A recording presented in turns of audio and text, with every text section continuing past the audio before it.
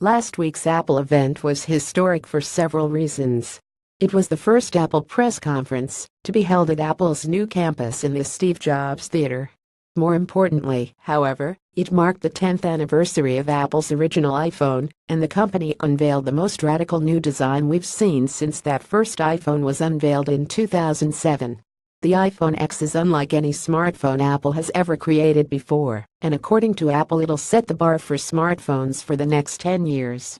We're not so sure about that, but we are sure that the iPhone X marks a huge step forward for the iPhone line in terms of both design and functionality.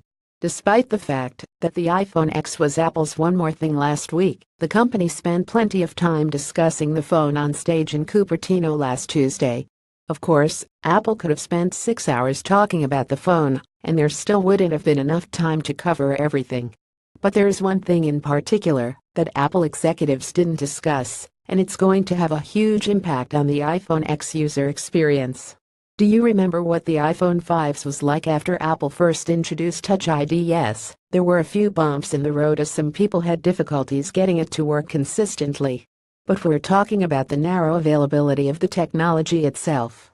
Most people would use Touch ID to unlock their iPhones and then, well, that's it. Fast forward to 2017, and Touch ID is everywhere.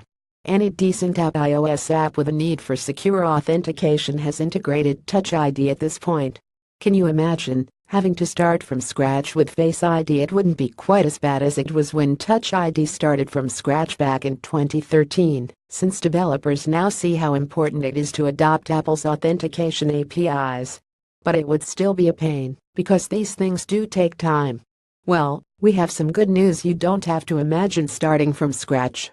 During an interview with Daring Fireball's John Gruber, Apple's senior vice president of software engineering Craig Federighi dropped in an interesting and important tidbit that someone caught on Reddit. In a nutshell, Face ID will just work. Thanks to the way Apple implemented Face ID in iOS 11, any app that currently makes use of Touch ID for authentication will automatically work with Face ID. There will be no work needed on the developer's part, so users won't have to wait for Face ID to work with their favorite apps. As noted on Reddit, you can find the portion of Gruber's interview that covers this nifty feature at around the 23:40 mark in the latest episode of his podcast.